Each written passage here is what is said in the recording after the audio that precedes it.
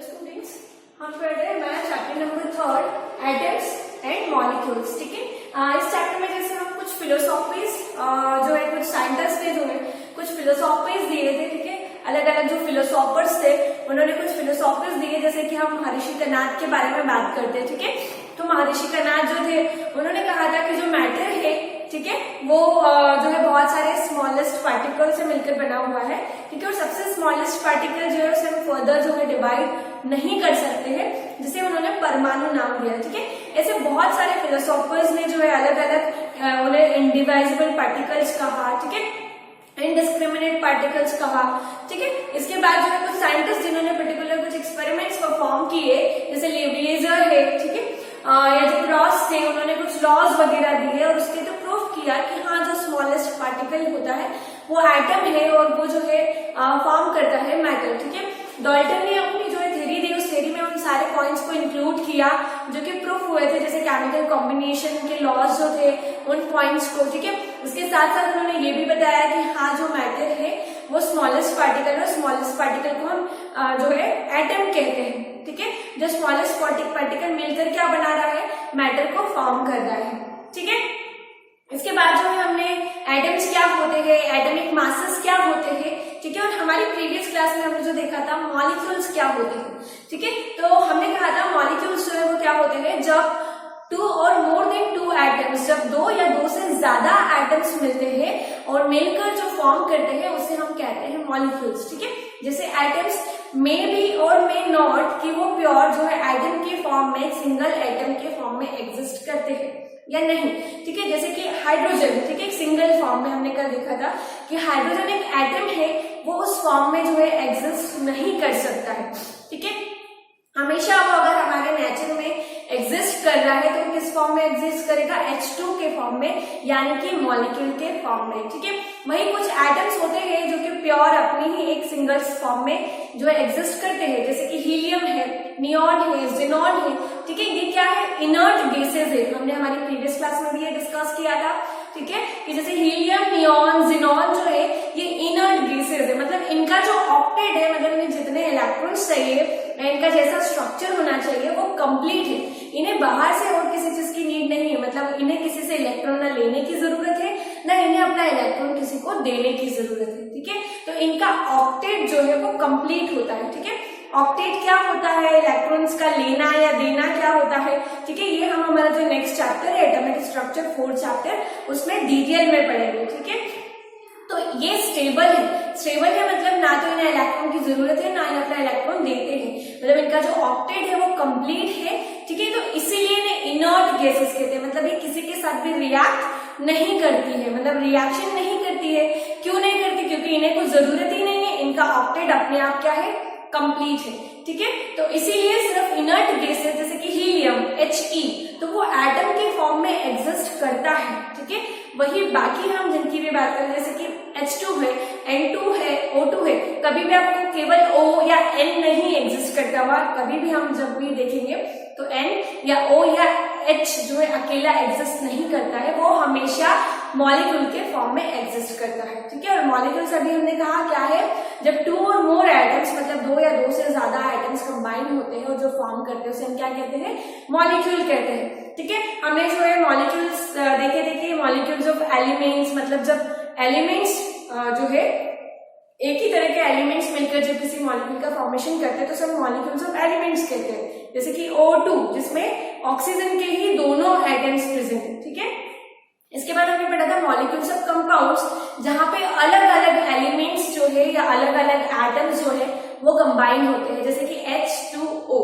ठीक है, तो H2O में हाइड्रोजन और ऑक्सीजन 2 एटम्स है। ठीक है, और ये मिलकर बना रहे क्या, एक मॉलिक्यूल, एक कंपाउंड। ठीक है, अब हम वाटर जो कहते हैं यानी H2O जो कहते हैं, उसमें एक्चुअली हाइड्रोजन किस रेशियो में प्रेजेंट होता है और ऑक्सीजन किस रेशियो में प्रेजेंट होता है। ठीक है, तो आपकी बुक में जो एक टेबल दिया हुआ है जहां पर अलग अलग जो है कंपाउंड्स, मॉलिक्यूल्स ऑफ कंपाउंड्स, मतलब जो कंपाउंड के मॉलिक्यूल्स है उनके बारे में दिया हुआ है। जैसे टेबल नंबर 3.4 आप देखेंगे तो वहां पे अलग अलग आपको मॉलिक्यूल्स दिए हैं, जिसमें कि जो है 2 डिफरेंट एटम्स प्रेजेंट है। ठीक है, और उनके रेशियोज दिए हुए हैं कि वो कितने रेशियो में प्रेजेंट है इस कंपाउंड में। ठीक है, तो हम एक एग्जाम्पल के थ्रू को जैसे समझते हैं, जैसे हम वाटर मॉलिक्यूल की अगर बात करें तो वाटर मॉलिक्यूल में जो हाइड्रोजन है वो किस रेशियो में प्रेजेंट है, जो ऑक्सीजन है वो किस रेशियो में प्रेजेंट है। ठीक है, तो कैसे निकालते हैं रेशियो, एक्चुअली सिंपलेस्ट रेशियो कैसे निकाला जाता है हम इस टेबल से समझते हैं। जैसे वाटर जो मॉलिक्यूल है यानी H2O,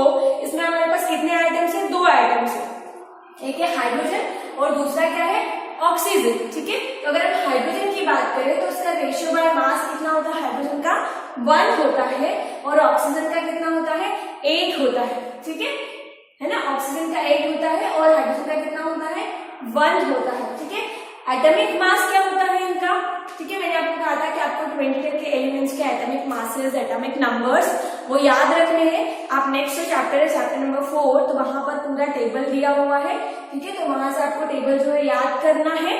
ठीक, तो एटॉमिक मास जो है हाइड्रोजन का कितना होता है, 1 और ऑक्सीजन का कितना होता है, 16। अब हम mass ratio by atomic ratio निकालते हैं। ठीक है, mass ratio by atomic ratio, ratio by mass और एटॉमिक मास दोनों डिफरेंट चीज है। ठीक है, mass ratio by atomic mass हम अगर निकालेंगे तो 1/1 और 8/16। ठीक है, तो 8/16 तो 8 बन जा 1 और 8 2 जा 16, तो 1/2 हो जाएगा। अब इसको क्रॉस मल्टीप्लाई किया जाता है 1/2 को। ठीक है, तो इसको जब आप लिखेंगे है ना, mass ratio by atomic mass जो है, ठीक है, तो 1 या 1/2 जो है। ठीक है, तो हाइड्रोजन का अगर हम इसका सिंपलेस्ट रेशियो लिखने जाएंगे तो जब उसको सॉल्व करते हैं तो हाइड्रोजन के आते हैं 2 मॉलिक्यूल्स और ऑक्सीजन का 1 मॉलिक्यूल।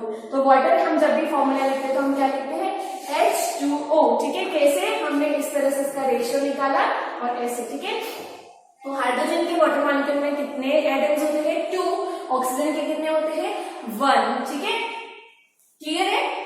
ठीक, तो ऐसे हम हर एक जितने भी हमारे जो मॉलिक्यूल्स है उनमें जो आइटम्स प्रेजेंट है तो वो किस रेशियो में प्रेजेंट है वो हम निकाल सकते हैं। आप जो टेबल है उसमें उनके रेशियोज दिए हुए भी है। ठीक है, अब हम बात करते हैं मॉलिक्यूलर मास की। ठीक है, हमने मॉलिक्यूल्स की तो बात कर ली, पर उस मॉलिक्यूल का मॉलिक्यूलर मास क्या होगा, उसको हम कैसे कैलकुलेट करेंगे, हम इसकी बात करते हैं। ठीक है, जैसे कि हम बात करेंगे इसकी वाटर मॉलिक्यूल।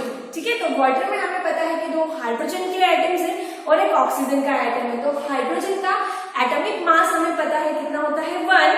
हमारे पास कितने हाइड्रोजन है, 2, तो हमने क्या किया, 2 × 1। ठीक है, 2 हाइड्रोजन है, एक हाइड्रोजन का एटॉमिक मास कितना है, 1, तो हमारे पास कितने हाइड्रोजन है, 2, तो एटॉमिक मास कितना हो गया, 2 प्लस अब ऑक्सीजन का हमारे पास एटॉमिक मास कितना होता है, 16, और हमारे पास ऑक्सीजन का कितना आइटम है, 1 आइटम। ठीक है, तो 16 + 2 कितना हुआ, 18। तो अगर वाटर का आप जो वाटर मॉलिक्यूल है उसके मॉलिक्यूलर मास की बात करेंगे तो उसका मॉलिक्यूलर मास कितना होता है, 18 ग्राम। ठीक है, क्लियर है कैसे हम मॉलिक्यूलर मासेस निकालते हैं। ठीक है, तो जो एटॉमिक मासेस है और कितने नंबर में वो एटम्स प्रेजेंट है उसको लेकर हम जो है एटॉमिक मासेस या सॉरी मॉलिक्यूलर मासेस कैलकुलेट करते हैं। क्लियर है।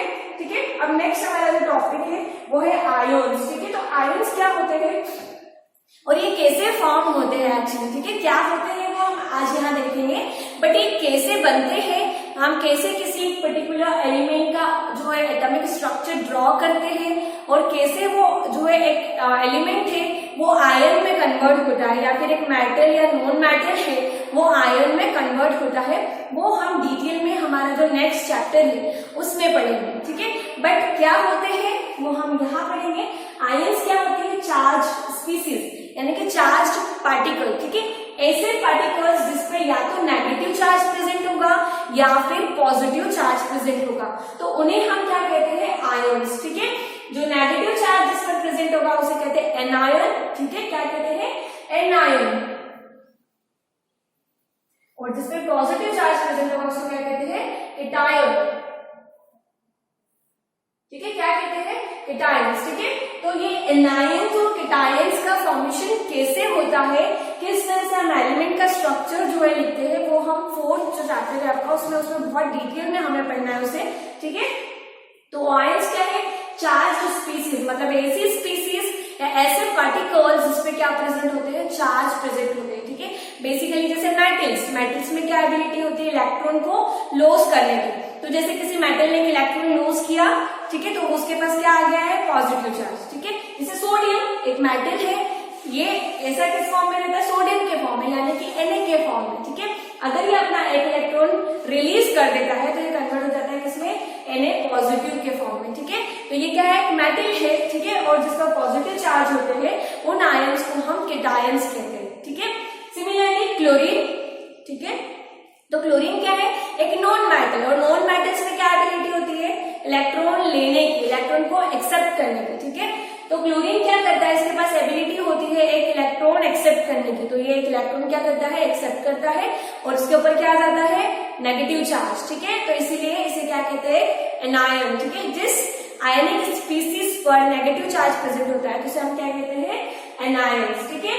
तो आयंस क्या है, चार्ज स्पीसीज है, मतलब जिनपे क्या प्रेजेंट है, चार्ज प्रेजेंट है, या तो वो चार्ज नेगेटिव होगा या फिर पॉजिटिव होगा। यदि नेगेटिव है तो वो एनायन, यदि पॉजिटिव है तो वो केटायन, ठीक है। जैसे कि NaCl, ये एक कंपाउंड है, सोडियम क्लोराइड, जो हमारा कॉमन सॉल्ट, जो हम हमारे घरों में नमक यूज करते हैं, नमक खाते हैं, जो हम सब्जी में डालते हैं, ठीक है, तो वो है सोडियम क्लोराइड, ठीक है, जो हमारा कॉमन सॉल्ट है। तो सोडियम क्लोराइड एक मॉलिक्यूल है, एक कंपाउंड है बेसिकली।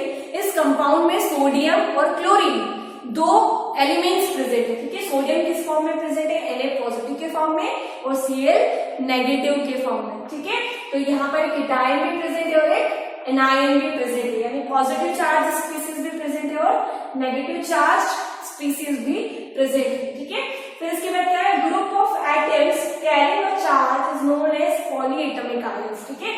जब बहुत सारे एटम्स एक मॉलिक्यूल फॉर्म कर रहे हैं, एक कंपाउंड फॉर्म कर रहे हैं, और उन पर चार्ज यदि प्रेजेंट होता है तो उस तरह के आयंस को हम पॉलीएटॉमिक आयंस कहते हैं, ठीक है। क्या कहते हैं, पॉलीएटॉमिक आयंस, ठीक है, क्लियर है। ग्रुप ऑफ एटम्स मतलब एटम्स का ग्रुप, जैसे कि अगर हम बात करें किसकी, SO4 या PO4 की, ठीक है, जैसे कि होता है ना, PO4 होता है 2 नेगेटिव, मतलब इसमें कितने आयंस हैं, 2 नेगेटिव, और यहाँ पर एटम्स कितने हैं, एक तो फॉस्फोरस एटम है और दूसरा क्या है, ऑक्सीजन एटम, मतलब ग्रुप ऑफ एटम। ऑक्सीजन के भी कितने हैं, 4 एटम्स हैं, फॉस्फोरस का एक सिंगल एटम है, ठीक है। तो यहाँ पे ग्रुप ऑफ एटम्स है और इन पर क्या है, चार्ज प्रेजेंट है, ठीक है। तो इस तरह के आयंस को हम क्या कहते हैं, पॉलीएटॉमिक आयंस, ठीक है, क्लियर है। अब जो नेक्स्ट टॉपिक है वो हम हमारी नेक्स्ट क्लास में डिस्कस करेंगे।